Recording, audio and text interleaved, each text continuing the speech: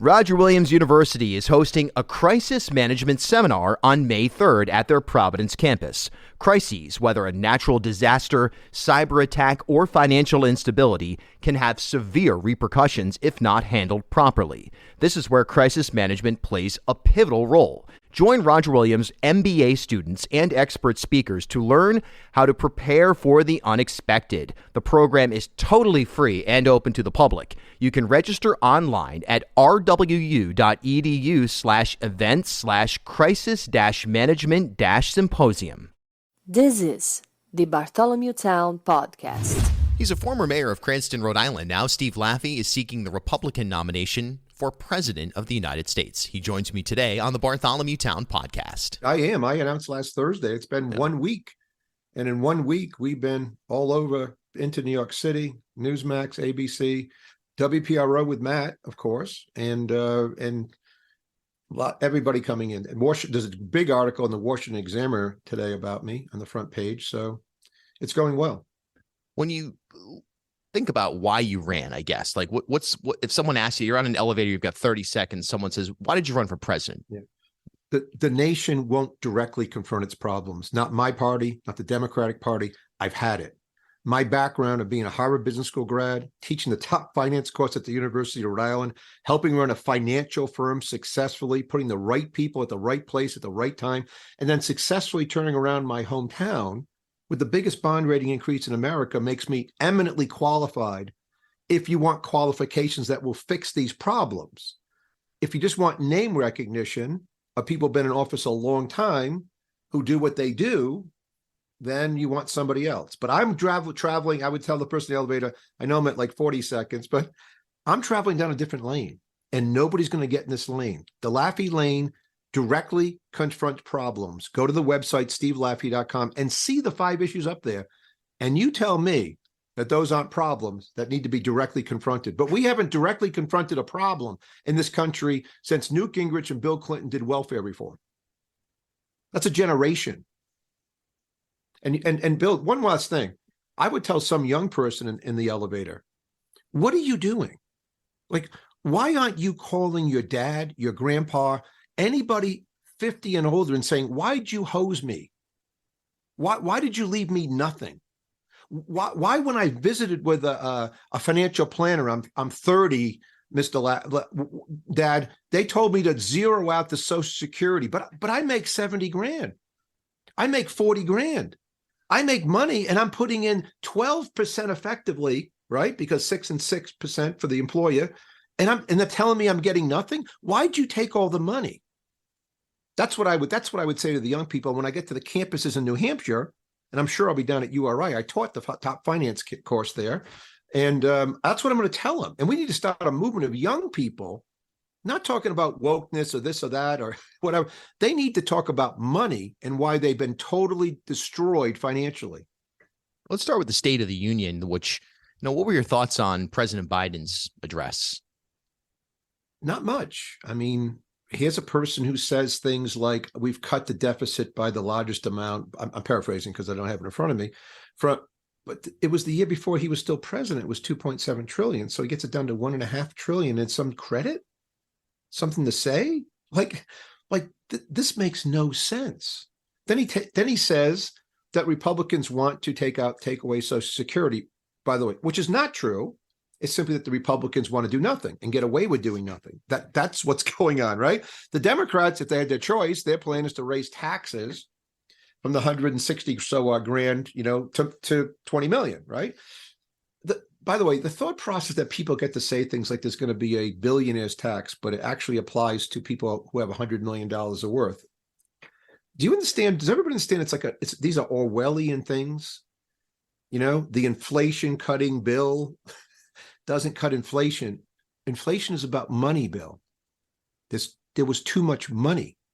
So there's a lot of things that he talks about. I will tell you one thing, I always try to find a point of agreement. Like I try to tell you, you're an independent. So the thought process that large corporations should be buying back stock of publicly traded companies and then taking on more debt, and then later on going to the federal government saying, I need money, i.e. American Airlines, 2008, 2020. So these people should not be able to do it. Not the 4% tax. People don't know this. Prior to, say, 1992, people basically couldn't buy back stock like that. It was illegal. There was certain exceptions. And not to get arcane, but if you know the book value of the company is $10, assets, liabilities, et cetera, and the stock is 50 and you're buying back stock, the book value keeps going down mathematically. These things are terrible. Go ask the people who run U.S. Steel what they were doing. Buying back stock at 40, issuing shares at 9 later, nearly going broke. So he's correct about that, but it has to be much more onerous than just a 4% tax, because CEOs of large corporations not only operate basically out of China when they can, right? And use slave labor if they can. And that's why these things are cheaper for a while, but look what happened to the supply chain. So, but it's more talking. Like, it would have been better if President Biden had just taken one issue. Say he had said something like, I made a grave mistake about the balloon that came over. I should have shot it down over the Aleutian Islands. What politicians fail to understand is that he can actually apologize. And then he went off on what the problem of communist China was. That would have been better, to take an issue rather than a hodgepodge of stuff that's half lies, half false truths. For example, when President Biden said that billionaires pay 8% of their taxes, that's if you include his new tax that will never go through, because it'd be unconstitutional. They actually billionaires pay about 23% of their taxes. I'm not saying it's too much or too little. I'm just saying it's a lie, because he's using a number that doesn't exist. People have to stop doing this, Bill. Anyway, go ahead. Well, no, I want to go to the Social Security issue, because I think when we look at, even here in Rhode Island, Congressional District 2, Alan Fung versus Seth Magaziner. And look, no matter what issues of even social issues, social justice issues, no matter how popular Alan Fung was in the district, at the end of the day, really, Alan was backed into somewhat of a corner on the Social Security question. Now, whether it's factual that that's going to go belly up in 5 or 10 years. I mean, there's fact checking that shows that that's not likely to be the case. But that single issue is something that, no matter where you stand, especially if you're some kind of an independent or an undecided voter or a moderate, that may be front and center. And while look, Rick Scott never came out and explicitly said, we're going to sunset Social Security, but he did. But he ostensibly did. He specifically says every federal program, it's a giant mistake. I don't mean to interrupt you, but that's a giant mistake. But go ahead. So basically, I think the question is, to keep it simple, is you are of the opinion that Social Security and Medicare and we'll say fundamental programs ought not be cut in any way, shape, or form, perhaps reformed to a certain extent. But is that your opinion? Yeah. Yes. My opinion is simply this. And by the way, I feel very badly for Mayor Fung. Very tough race. So, but if this happened, he was not helped by Senator Rick Scott. So no Republican was ever helped by what Rick Scott, who's a very bright man, who must know when he says that Democrats will whack every Republican that there's going to be cuts to Social Security. It's a very smart man. It's very dumb political. What is true, though, is that Social Security is a $61 trillion problem. In other words, if we just go what we're doing and collect what it says, and the people who are retiring, we're going broke. Now, it is true that in 5 to 7 years or 12 years, the checks to Social Security recipients will be cut. Some people think a third. It is going broke. But most importantly, it can be fixed. So the way to fix Social Security is at stevelaffey.com. And I'll just give you the very brief overview. We need a new system. We will never fix Social Security by raising taxes. You can read articles about it all day long. Sure. I am not an inventor, so I didn't invent this. Like, you're not talking to Alexander Graham Bell, okay? I am a businessman and a financial expert, not just a businessman, a financial expert. I go for best practices. Larry Kotlikoff at BU, senior economic professor, the world-renowned expert in Social Security. That's what he is. He worked in the Reagan administration, Social Security. So I took his plan. And so here it is, very quickly. You're 20 years old. You're in a new system. You just started working. And we put all the money you put into a mixture of worldwide, one computer, to be hyperbolish, right? No brokers, never take it out. and it goes into stocks, bonds, real estate, and it goes like that for 40 years. Along the way, 20 years later, you die. You still own it. Your heirs get the money. You get married, 10 years, you get divorced, your wife gets half, you get half of hers, you get just, I mean, very simple. The people who are already retired, we give them what they got. They're in the system. But say you're 40, you put 20 years in. Let's say you started working at 20, get 20 years of credits, and you get that letter from the Social Security Department saying your check is going to be, if you stop working today, it's going to be $1,500 a month when you turn 62 and $3,000 if you wait till 70. That person now enters that system, new system. He has two systems. He starts at 41 on a new system. Same thing I told you for the 20-year-old. Is there a chance that that person gets less because the stocks, real estate, and everything just keeps going down? There is. I mean, to be brutally honest, you have to tell people the truth. So someone basically 43 to 54 might get less. Not a lot less, but might get less. The people who are 20 get a whole heck of a lot more by any actuarial method that you can come up with. And here's the difference. It's like me taking over the pension system in Cranston that was broke. Remember, you don't remember. There was $9 million left. The 9-0 Democratic Council was taking the assets to zero. The bond rating was the lowest in America. This is the same principle. You go on for 20 years, people stop passing away in the old system. The new system doesn't have an unfunded liability. You go out 30 years, 61 trillion goes to zero. $61 trillion of deficits goes to zero. If the U.S. Congress would just do that today, rather than the nonsense I sent you over from today's discussion. So, for example, the Republican Party, led by Speaker McCarthy, my party, says, we're not going to touch it. And then you read the CBO article, reference a little bit low. What does it say? Well, they're not going to touch Medicare, Medicaid, and Social Security. Touch.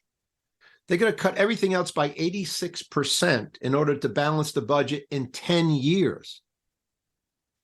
So, again, these people are just in shenanigans. It's like mad. It's madness, Bill. So here's the question. There's only one person saying what I'm saying. It won't be Nikki Haley. It's not President Trump who said, I won't touch it, right? Almost all politicians, I didn't know this till I got into politics. Doesn't matter whether you're a city council person, the mayor of Cranston, the governor of Rhode Island, you're doing things and you just pray. If you pray, I got to get out of office before this goes bad. That's what everybody down in federal government does down there right now.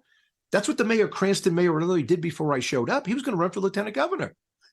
He just never ran for anything again because I showed up and said, you're going to go to jail if you keep doing this. You're never issuing these bonds. What about the 58-year-old, in North Carolina who is approaching retirement, and then he's confronted or she's confronted with this potential reform, and they say, hey, look, that's where the voting population might look at that type of reform and say, well, wait a second, I'm close enough where I'm ostensibly moments away from retiring in the existing system. Now I have to face reform, and that's a large chunk of voters. Yeah, it is, but that person doesn't get highly affected. That person would get 3 years, just to make up the numbers, turns 59, maybe gets 3 years in a new system. His check is infinitesimally not too different, right? He's already in for 58, right? He's in a new system. He can take the old system, what he's going to get. He could take it at 70. He could take it at 62. It's the same. He's already got enough credits. That person's not really the person that we're thinking about. It's really the 40 to 47-year-old. Let's just take a sweet spot. But here's the problem, like I did in Cranston. If you have a better way, Bill, if Senator Scott has a better way, then Larry Kotlikov's way to fix the system so we survive. Because what I want to get across to you, one thing. When I said in 2011, when I made a movie, Fixing America, this is going to happen if we don't change. When I said in 2005, this is going to happen in some distance in the future, I'm not saying that. I'm saying it's happening now. The debt crossed 20 trillion. What we borrow, which is now 24 trillion, not the debt clock, what we borrow from the public. So mathematically, it's over, Bill. No, rates cannot go back to normal. Normal means borrowing at 6% on average, 30-year bonds, 1 month bills. We can't do it. We can't pay the 1.3 trillion dollars in interest that goes up from 250 billion a couple of years ago when we were borrowing at near zero. Second problem, what people don't realize, no one tells them, is that although we have 30-year bonds and 1-month bill, and if I would ask you, what's the average duration? You might say 15 years. It makes sense. It should be 15 years. It's like 6. So what we call in business terms the rollover risk, right? That just means that all your debt's coming too short.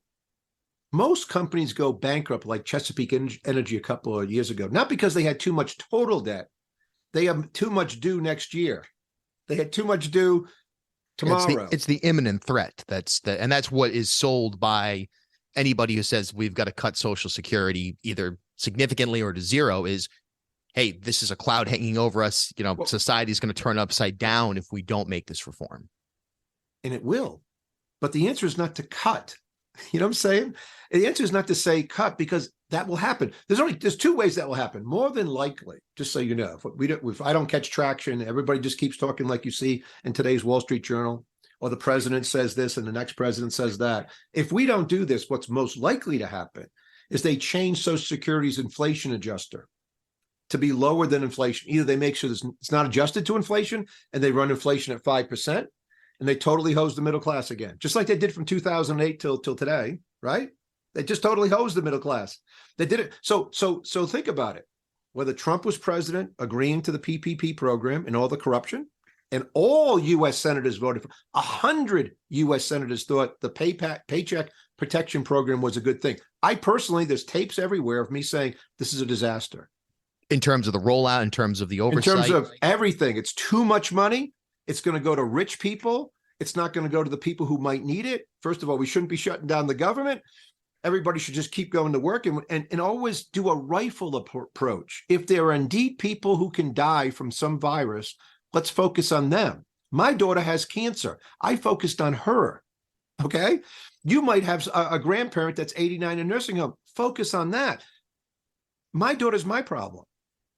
Why was it the nationwide problem? But that's a whole nother issue. But the reaction to do something in a month on another bill nobody read, that even NBC says is the biggest fraud ever perpetrated. It's on my website. The quote's on my website from NBC, not from a right-wing organization.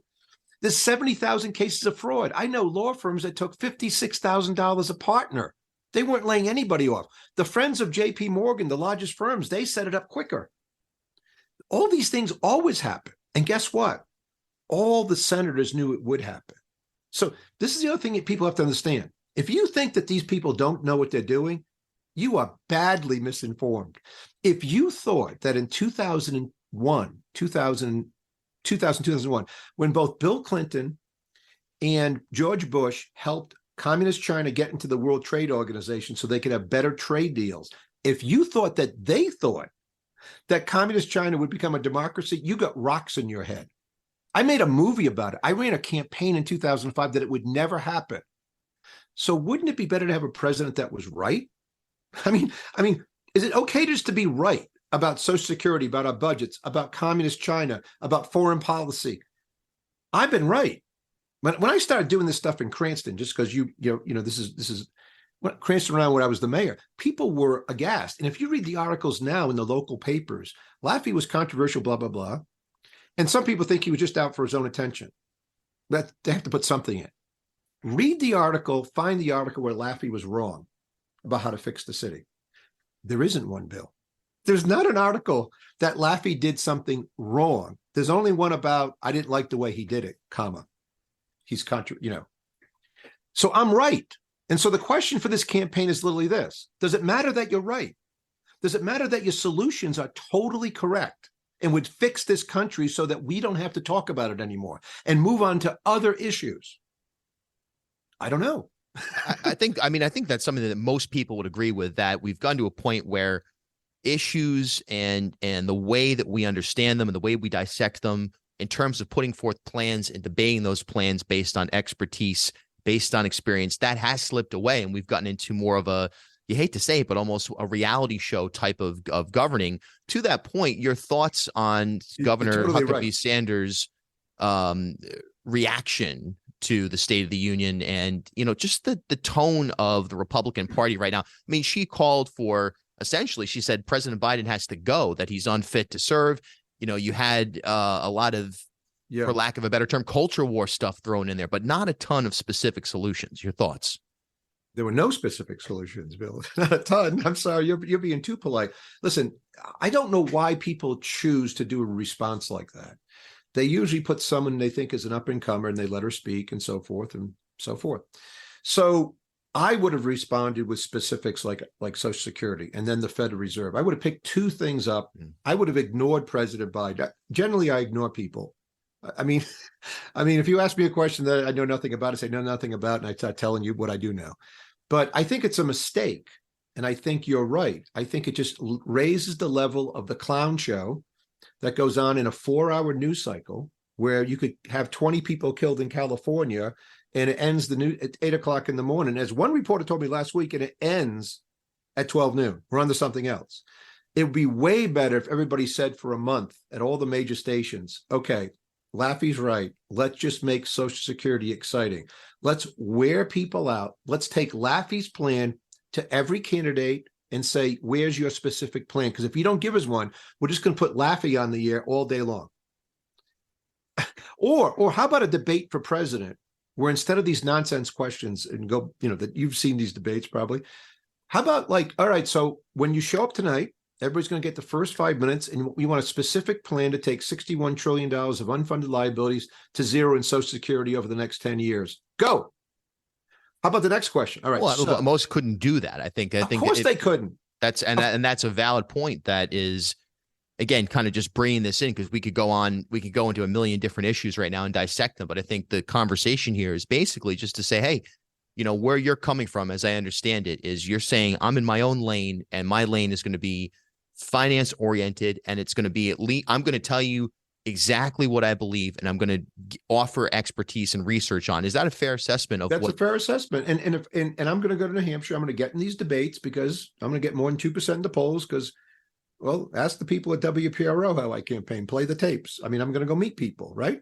And there's at least 25% of the Republican Party begging for this to happen. Not the whole nation, I'm not saying today. But leadership isn't about they think that, I guess I'll say it. Leadership is I'm way ahead in communist China saying we can't trade with them in 2005, publicly running for the U.S. Senate, and watching Marco Rubio finally 3 weeks ago say about some issue with China, they're firing a warning shot across our bow, quote unquote.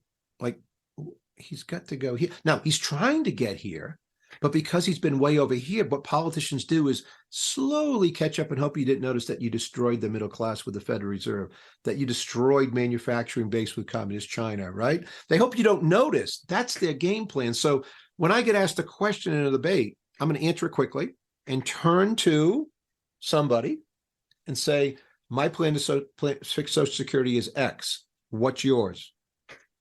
And then somebody out there will say, holy crap. Someone finally did it. I'm letting them know it's coming. They can watch this. They won't have an answer no matter how much warning I give them. Watch what they tried to do to Herman Cain in 2011 when he had the 999 plan.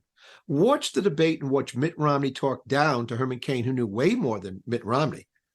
The pompous Mitt Romney, right, from the scion of families, father was a governor, talking down to a guy from Birmingham, Alabama with a master's in math. He didn't make it up out of his head. You forget, Herman Cain had a master's in math from Memphis. He was a brilliant man. He became a friend of mine. I admired what he tried to do. He only got so far, and I talked to him how I did it. So that's what we're doing, Bill. And that's going to be somewhat successful because there's some amount of Republicans who are thirsting for someone to say, remember, I said, you don't remember this, but I said Donald Trump was going to win the election, even though I wasn't going to vote for him. I didn't vote for him in 2016, okay? But I'm not a never Trumper. I'm a conservative guy. I like the judges. I like deregulation.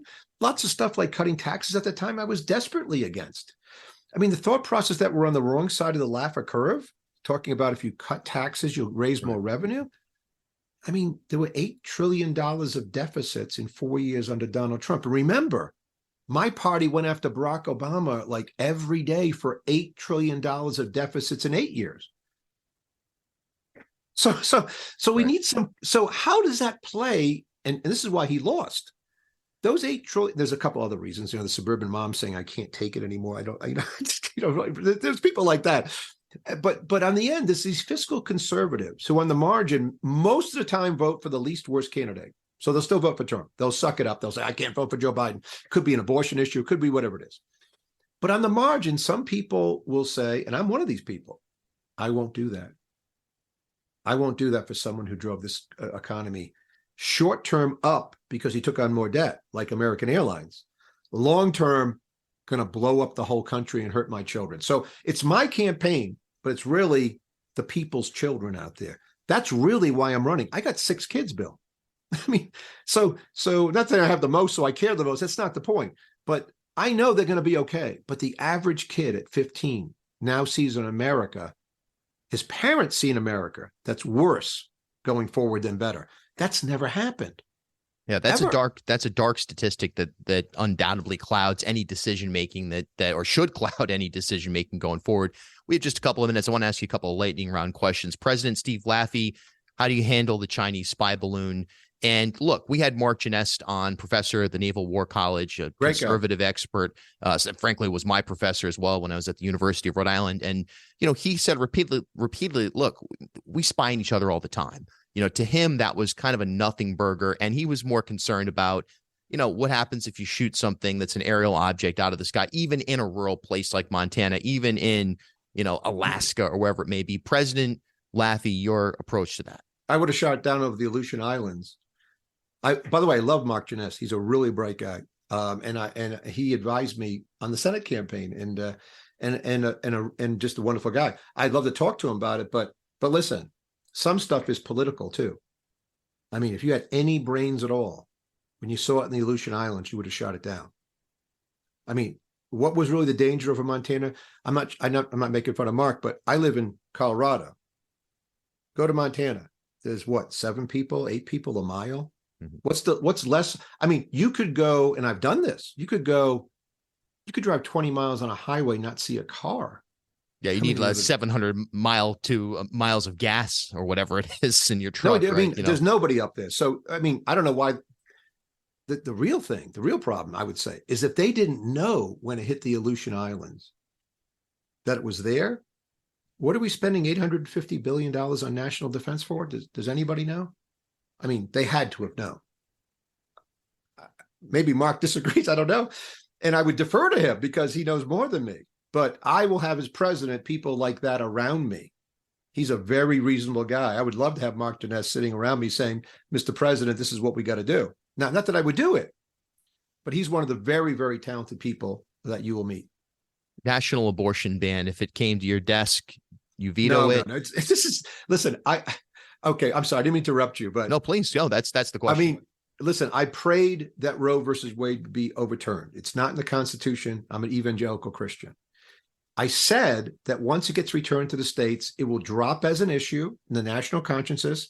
The Gallup poll said of all the important issues, government was the worst. Abortion was at 3%, just like I said. It may still affect some congressional races. Everybody better move on to something else. I mean, and I'm pro-life. Like, this is what people are digressive over. They're going to spend all their time on that, right? Or something else, rather than the fact that we're about to head off a cliff, like out of a movie. Okay, just leave you with one. I know this is not a lightning answer, but leave you with this one thing. Go back to Greece, 2008. I know we're not Greece, but we have the same debt levels. Their bond rating or their bond yields on the 10-year bond didn't go from 2, 2.75, 3 when things broke apart. Oh, I think we have a problem. Yeah, they went to 12, like in 2 months. That's going to happen here. And when that happens here, you won't be asking me about abortion. No, it's not saying you. No one will be asking me about the national abortion ban, which by the way, isn't happening. By the way, it isn't happening that if someone from Mississippi goes to Chicago and get an abortion, which I hope they don't, that they're going to be arrested in Mississippi. Not happening. No need to talk about it, right? If the drinking age is 21 in Chicago and 18, right, and you're 19 and you drive to Chicago, you can have a drink, right? So let's stop let's stop all the conversation till we fix a problem. I'm much better at one thing at a time. A giant problem, get the bond rating up in Cranston. By the way, first thing, make sure the firemen and policemen get paid, because in 37 days they won't. So I concentrated on that. See, what will happen in this country is near bankruptcy will let everybody focus. Everybody in Cranston focused, and in a macrocosm, the world will focus on America in the next year and a half. Ukraine, your overview, I guess, because we can't go too far into it. Yeah, my overview. Continuing support for Ukraine. Yes. My overview is, and I'll just say, is that Russia always needs that land throughout history. Just read your Russian history. I took 2 courses with John Carl. They always want that land because troops go that way toward Moscow to die in the winter. That's what they think. Ukraine is a different country. It's never been. There's a treaty in the 1600s that Russia's 1600s. Russia signed with Ukraine. Someone read it, right? This is after Ivan the Terrible, before Peter the Great. And so it is a country. And so I'll leave it with this one point. America has the right, not the duty, to restore freedom when we can. The more freedom, the better off the world is. We can't do it everywhere all the time. But Putin is a guy that needs to be defeated and removed from office. And Russia needs to come around to be on our side. They go to church. They united with the communist people that put people in church in jail and make them disappear. Russia eventually, and that was the mistake after the wall went down. That's all. We can't do it today. Whole giant mistake. The Budapest Accords. Should we not honor the Budapest Accords? I'll leave you with that. Last question: climate change and just moving towards a green economy. What's the move? How do we approach this? Should it be a Green New Deal? I mean, climate change itself is undeniable. You can make an argument about how much humans have impacted that, although science is pretty clear that it's a lot. Let me tell you about the science. You're not old enough to remember the science that was clear in the 1970s. Go read the Club of Rome studies. The science said that we were going to run out of all oil by 1990. So I'll just leave you with that thought. But here's my real thought about what has to happen. I don't take anybody seriously who thinks that CO2 emissions is really bad and doesn't want nuclear power. I take them as total hypocrites. Our grid is 20% nuclear. We need a John F. Kennedy put a man on the moon program using Bill Gates' ideas about smaller nuclear, put it in water, put it in salt, reuse the radioactivity, and it needs to be 60% of our grid, and our grid needs to be hardened. These other things will never be good for the grid. I have solar panels, by the way, so so that's fine for a home. I have but it's not what primary serves. What happens? So if people don't take this seriously and then ask the question, if China continues to build one coal-powered plant every week, what are we all really doing? We'll leave it right there, and I mean, there's so many issues we could get into. I hope we could do it again. And I certainly look forward to seeing you in New Hampshire. We'll be up there for sure as we approach. Come on up. You can walk around with me. The legalization of recreational cannabis that went into effect last year can open doors for your career. If you are already in the industry or wondering what is the best path to break into the cannabis field, well, the University of Rhode Island has a program to help you become highly competitive in numerous areas of the cannabis industry. Fully accredited by URI's College of Pharmacy, the certificate program is 100% online, and it can be completed in 2 semesters. The next application deadline for the summer 2023 session is April 4th, and courses start on May 9th. You can learn more at uri.edu/online/cannabis or give them a call at 401-874-5280. At HealthSource RI for Employers, we provide access to health insurance to more than 1,100 local businesses and nonprofits, and 96% of them renew through us every year. Maybe it's our choice of 19 different health plans, our 10 years of customizing solutions, or our one local team of dedicated experts helping employers find quality health insurance. See how our numbers stack up for you. Learn more at healthsourceri.com/employers.